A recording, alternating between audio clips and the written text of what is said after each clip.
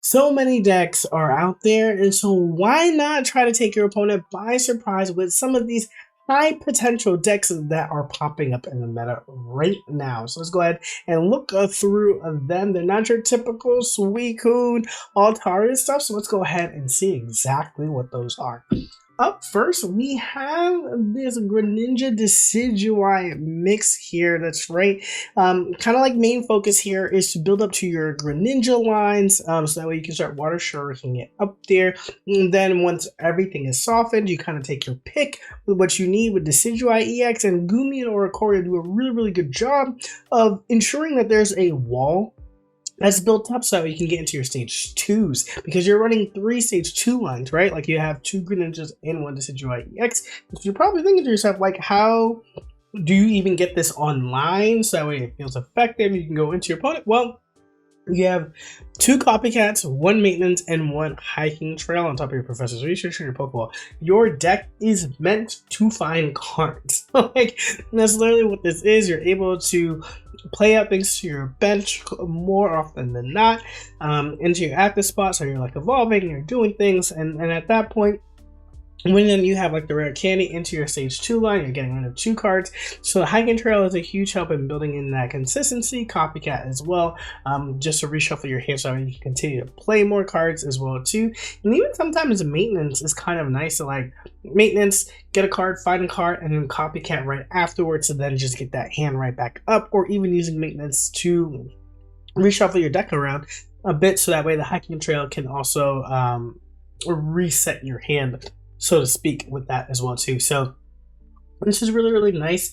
You're doing 140 per turn with your Greninja and your Decidueye, but because you're running water and electric, you're still able to pop off an attack with your Oricorio or with your Greninja as well, which is what I really like about this, is that you still have a lot of attackers in your non-EXs here, like this being the Metal Wall. Greninja just doing Greninja things, into then just being able to follow up with Decidueye to end things off, going 1-1-2 while making sure that the board is ready and primed for a Decidueye finish. Really makes this deck operate really well.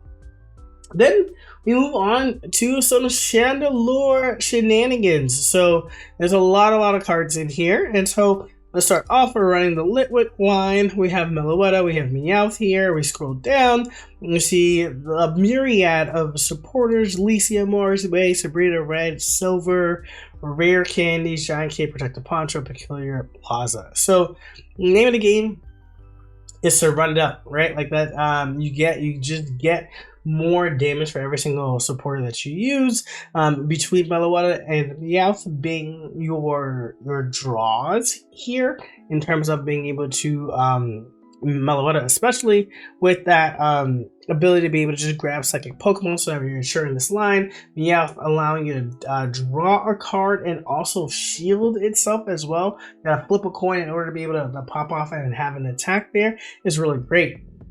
And what I really like about this set of supporters, that they're all really proactive cards, right? Like May, you're searching for Pokemon. Mars, May and Licia are searching for Pokemon. Sabrina can be proactive in disrupting your opponent's attack or setting yourself up for a KO. Mars willing them down once they've taken out the Meloetta and the Meowth down to like one hand. Silver messing up and disrupting what they're trying to do, right? Like these all can be played proactively, which is really strong in order to continue to build up the Chandelure. I'm seeing Chandelure go up to 200 damage in a game, so that's really powerful, especially since you can knock out almost everything really with that high amount. But even a 2-shot is kind of nice. You are still giant keeping, give the giant keep, you're at 160 HP, so that's pretty good overall. We then move on to which we're gonna see a little bit more of this core here, but being played in different style of decks.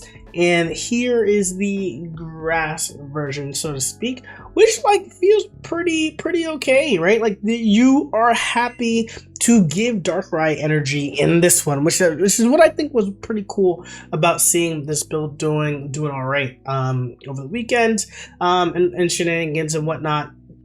But being able to have your stage 1 just only needing 1 energy. It's a wall, it's 160 to being able to activate that Dark Slumber if you need to, because they're going through the Iggly buffs. So this here, what do you solve? You just solve time for you to whittle things down, so that way the Executor can come in and just kind of swing and just kind of take things.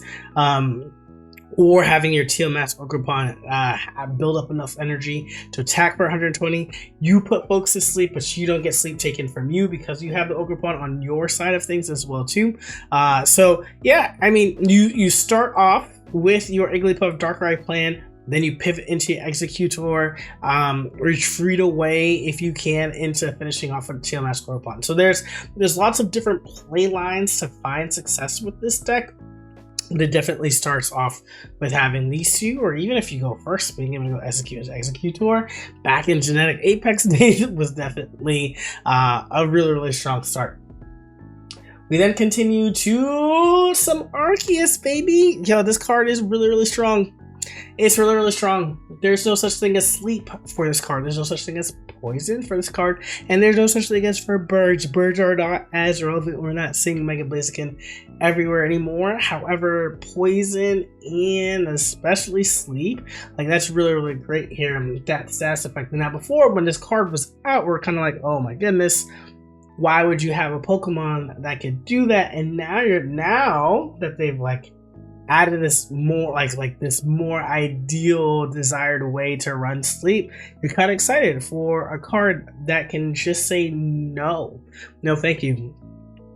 So you're running Dark Energy, so that way you have reason for Pichu to Crackly Toss. It not only speeds up so you can attack into Arceus, but it also enables your Choreo. Crobat you don't really want them touching the active spot. You really just kind of want to melt things away with the Arceus. But if you have both online, and that's 60 damage, and then with the Ultimate Force, that's 130. So you're looking at 190 damage per turn, which is like pretty good here. I love the starting planes because they're really between Arceus, Oricorio, and Pichu that really like just helps out and boosts out a lot of your mons as well too. So overall, strong deck for the fact that you can't be status, and Arceus was, I mean, it is like, right, like Mega Altaria, right? Like it is a basic 3 energy, be able to attack for 130, which you fill the bench, and as we've seen with Mega Altaria, you can fill the bench pretty easily if you want to. Up next, we have another core of the Darkrai Igglybuff Sleep deck here, but this time around Umbreon, it makes it so that you actually just can't run away from it, with its ability allowing you to not have to run Sabrina or Cyrus, because the Dark Chase just pulls any mon that has any damage to it up to the front, and then you can attack again. But this is actually like really clean, just because you can do some shenanigans here where you like lullaby, you put them to sleep, they get their damage off. If they like try to run away from you, or they knock out an Igglybuff and like they retreated, you can Umbreon in and then like leaf out and put them back to sleep with either the Dark Slumber or the Sleepy Lullaby. So that's actually kind of really funny here. I'm actually kind of curious if I like would want to put in a Lyra, so that way Lyra is a switch, so that way I can switch and then retreat the Umbreon, so that way that can like actually happen in the same exact turn. But this is interesting. You get to run Dark Year Energy, controlling the board state, not only through denying the active spot here, but also ensuring that they can't hide away from you and that they have to be put back to sleep if they have to do that. The only caveat here, though, is that you do need to be up in the active spot in order to be able to use this ability around, but still controlling when and where your opponent goes really feels pretty important in this, especially if you're doing that to put them to sleep that following turn, or to just finish them off after they just try to run away from the bad dreams and being put to sleep in here as well too. Then we continue on to just some Solgaleo action here. Actually, this card is pretty strong, and again, really just kind of taking the core of this like card draw here. using the Galarian Berserker to keep in rotation of the Metal Core barrier as well, and 2 energy, 120 really quickly, being able to just get in there and attack is really great. 180 HP, you just lose 10 damage just to yourself for just that 2 energy, and that's like strong. It's just good, it's reliable. This is like probably one of the quickest steel attackers that that Metal has, excuse me. So being able to do that, then evolve into a Galarian Berserker, and it's just Metal Core barrier. Like, there's an opportunity for you to Metal Core barrier 4 times in a single match. It's 200 damage that you just like warded off, and for something like Solgaleo that already hits pretty hard, pretty fast, is really good here.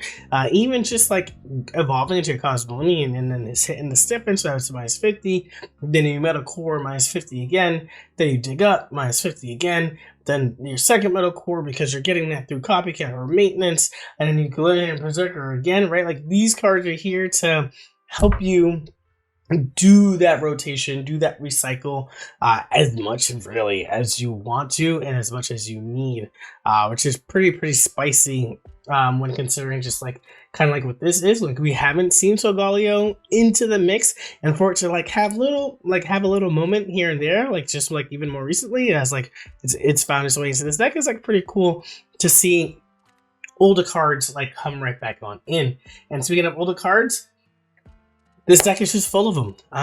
Buzzwole EX is like saying like, hey, I'm still here, I'm still good. And I think that one of the things that like makes this like really strong is Celesteela here. Ultra Thrusters negates this idea of not being able to retreat when you're put to sleep. Excuse me, y'all. So because of that, that means that like you can big beat as often as you need to. You can go into your Karton, you can go into your Pheromosa, you switch in Ultra Thrusters right back out there and just attack. There's no being trapped into the active spot or losing that because of this ability. So the name of the game is Protect the Queen, right? Like if you're thinking about it like chess, and your queen is Celesteela, because this allows you to have that freedom, that momentum, because you're switching and not retreating. So now you're not withheld by sleep. I actually like this as like a meta call for all of the things that are running around. It already hits hard. 120 is pretty easy to get into, especially with the Lusamine for the 3 energy. And now you have this kind of counter to people playing sleep, and that's great. And then to wrap things up here, we've seen Mega Manectric running around. We haven't seen it running around with Galvantula, which is like pretty cool to see here. Just like, once again, your idea with Mega Manectric is to just take as many wins as you can. And sorry, y'all, this is an electrical cord. It's just one of them. There you go again. There it is. But being able to like hit for 70 or para hack them until you're ready to take them down with the 70, that's 1 point. That goes down, and you take them down with the 50. Here's another 50. Bada bing, bada boom. Now you're 2 points, and now your Mega Manectric is coming in, hitting hard, right? Like that's the whole point of it. Finding different ways to really get those points easily. And with the electrical core setting yourself up, you really don't even need to put energy on Mega Manectric, because the electrical core can just like take care of the bench when it goes down. So that's like really cool here. But let me know, y'all, what decks are y'all running, or are any of these like interesting to you? Just like going through them once again. Just let me know down below into the comment section. Really excited when this video goes out, because you all come up or are so creative, and that you get to share that out with me as well too, which means I get to play more decks. So let me know in the comment section. As always, if you enjoyed the video, be sure to hit that like button and definitely hype up the video. It really helps a lot. Catch you on the next one. Peace.